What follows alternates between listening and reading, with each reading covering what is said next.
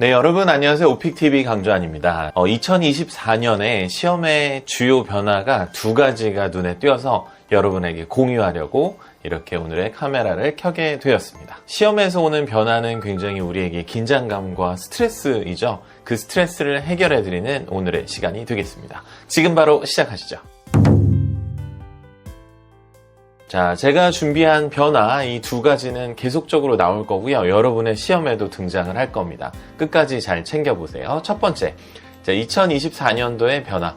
사실은 2023년에도 이 변화가 감지가 되었습니다. 자, 문제가 바뀌었다기보다는 문제를 추출하는 방식이 조금은 달라졌다 이렇게 볼 수 있어요. 그걸 문제를 extraction 또는 retrieval 하는 형태, 그 기술적인 형태에서 변화가 있는 것을 찾아낼 수 있었습니다. 그래서 거기에 따른 효과적인 대비 전략까지 함께 해보시도록 할게요. 7가지 대비 방법을 준비했습니다. 먼저 시험의 유형을 먼저 알아볼게요. 네, 이게 가장 일반적인 문제 유형입니다. 2번, 5번, 8번에서는 현재 묘사, 시제가 현재이고 묘사 문제고요.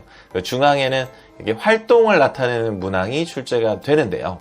현재 이게 3번은 서비스 문제로 현재 시제가 나옵니다. 특이하게. 그리고 6번과 9번에서 과거 시제 문제가 나오는데 이 과거는 최근 경험 또는 어릴 적 경험 이렇게 출제가 되는 것이었죠.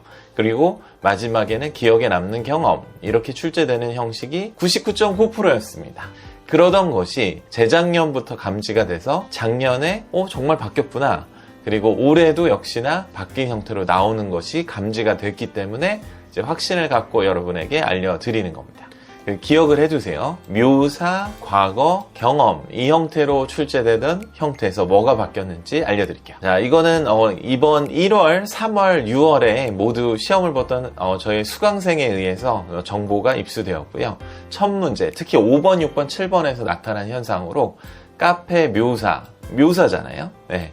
그리고 처음으로 간 카페, 이게 원래 나와야 되는 형태죠. 그리고 세 번째가 기억에 남는 경험, 이 형태인데 이게 어떻게 나왔냐면 이렇게 나온 형태에서 바로 이 두 번호가 바뀐 거죠. 그래서 6번과 7번이 원래는 순서상에 과거가 먼저고 경험이 나중에 나오던 문항에서 특별한 경험이 6번에 나오고 7번에 과거 경험이 나오는 문항 순서가 바뀌어 나오기 시작했습니다. 이건 5, 6, 7에 나오는 좀 특징이고요. 그 과거 경험이랑 기억에 남는 경험이 바뀌어 나온다, 바뀌어 나올 수 있다, 이걸 아는 게 굉장히 중요합니다. 왜냐하면 그거를 내가 확실히 기억에 남는 경험이 마지막 문제라고 확신하고 있으면 이게 두 번째 나오면 굉장히 당황스럽거든요.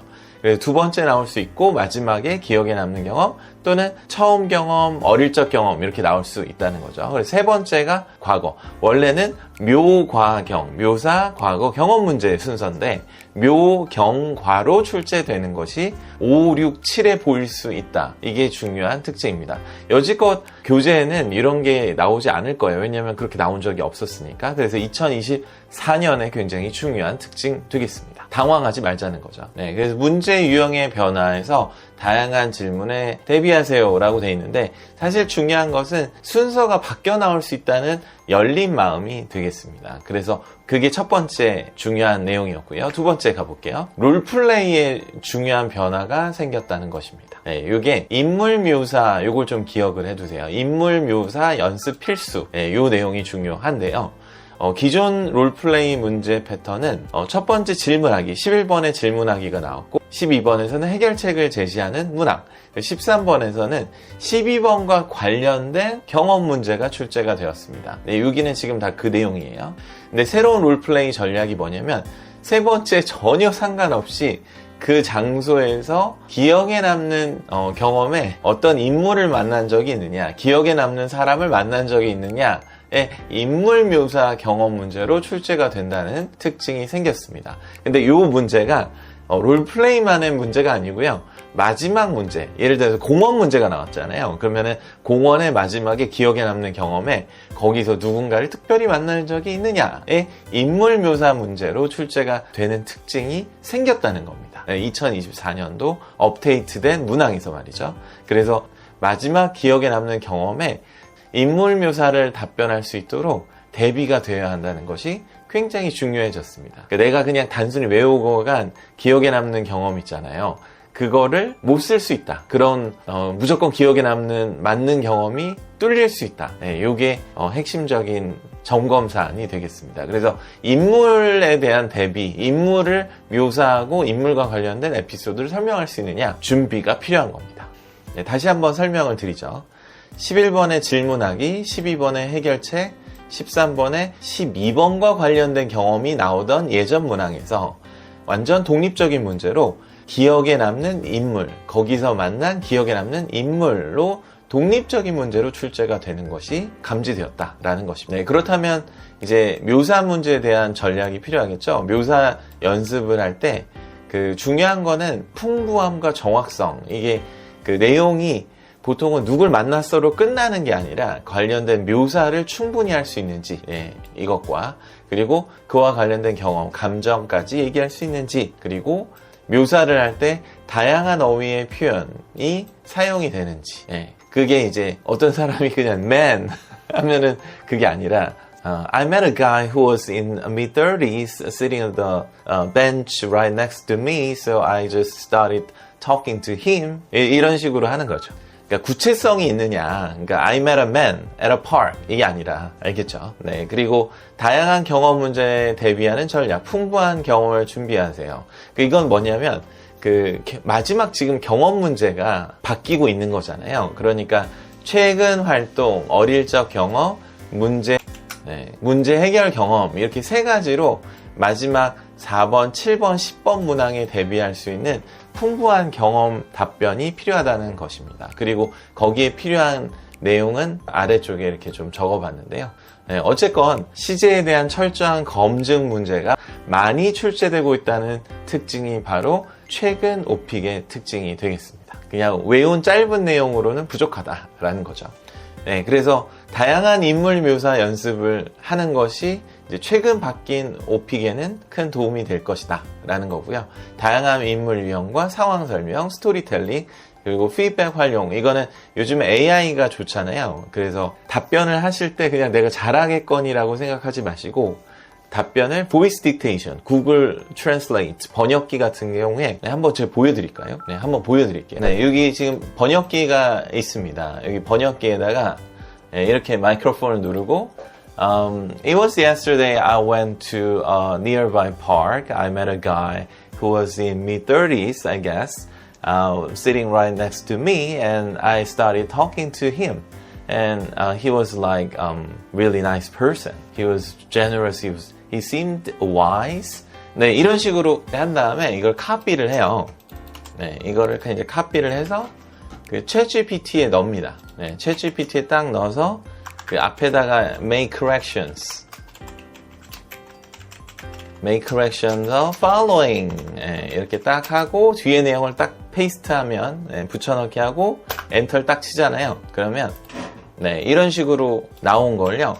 네, 이렇게 나온 거를 구글 번역기에 다시 넣어가지고 들어요. It was yesterday when I went to a nearby park. I met a guy who was in his mid-30s, I guess. He was sitting right next to me, and I started talking to him. He was a really nice person, generous and seemingly wise. 네, 그래서 이걸 한 10번 들어요. 그리고 나서 읽어요. It was yesterday when I went to a nearby park. I met a guy who's in his mid-30s, I guess. He was sitting right next to me, and I started talking to him. He was a really nice person, generous and seemingly wise. 네, 되었죠? 그리고 나서 여기 있는 한글을 보고 번역을 하는 거예요. It was yesterday I went to a nearby park. I met a guy who was in his mid-30s and right next to me. I started talking with him. He was really nice. He was generous, seemingly wise. 알겠죠? 똑같지 않아도 됩니다. 이러면은 그 방금 말한 AI와 피드백이 딱 활용하는 굉장히 좋은 방법이 됩니다. 시제는 이렇게 하면 다 잘 들어오거든요. 네, 다시 이제 내용으로 돌아가서. 네, 그래서 AI 피드백을 활용할 것, 방금 알려드린 대로요. 네, 그리고 오픽 시험에 대비의 팁, 효율적인 학습 전략, 네, 알아보겠습니다. 네, 꾸준한 연습 당연히 중요하죠. 근데 뭘로 하느냐? 방금처럼 발음을 직접 눈에 찍으면서 눈에 보도록 구글 번역기를 통해서 트랜슬레이션 그걸 눌러서 내 발음이 잘 찍히게 만들고요. 그 다양한 자료는 제가 책임지겠습니다. 그래서 오픽TV에 오시면 롤플레이 연속 재생 1시간짜리 이런 거 있거든요. 그 시험에 그 바로 쓸 수 있습니다. 시험 전에 보시면. 네, 그래서 그런 것도 있고 오픽 150 만능 답변 진짜 150개 다 쓸 수 있거든요. 시험에서. 네, 그래서 이 자료는 제가 확실하게 찍어 드릴 테니까 미리 연습하고 가십시오. 그리고 모의고사 활용 정말 중요하죠. 시험이 처음 모의고사가 돼서는 안 됩니다. 여러분이 모의고사를 집에서 보고 가셔서 시험에 가셔야지 모의고사를 시험에서 처음 보시면 안 된다는 거죠. 그래서 집에서 잘 안 되던 것이 시험에서 될 리가 없잖아요. 그러니까 모의고사로 미리 잘 숙달하시고 긴장도 줄이고 할 말도 어느 정도 된 상태에서 시험을 보셔야겠습니다. 네, 그리고 연습에서 오는 근거 있는 자신감을 가지세요. 그러니까 대부분 많이 말하면 된다는 생각을 하는데 절대 그렇지 않거든요. 네, 많이 말하는 게 정교하게 많이 말해야죠. 그래서 양으로 어떻게든 성적을 올리려고 하지만 채점 기준에 부합할 수 있도록 먼저 연습을 해야겠습니다. 그 채점 기준에 관련된 영상은 제가 오픽 채점자 채점 기준이라는 그 재생 목록을 통해서 계속 올려드리고 있거든요. 그러니까 구독, 좋아요, 알람 하시고 2024년 그 시험의 변화에 여러분이 슬기롭게 대처하셔가지고 그래서 2024년에 가장 중요한 변화, 인물 묘사의 중요성과 그리고 기억에 남는 경험이 다양한 형태로 다른 문제, 최근 경험이나 어릴 적 경험 문제로도 출제가 될 수 있으니까 순서가 바뀌는 것과 그리고 마지막 그 롤플레이의 마지막 문제가 인물 묘사 문제가 나올 수 있다는 점을 기억하시면서 2024년 가장 중요한 2가지 시험 변화를 알려드렸습니다.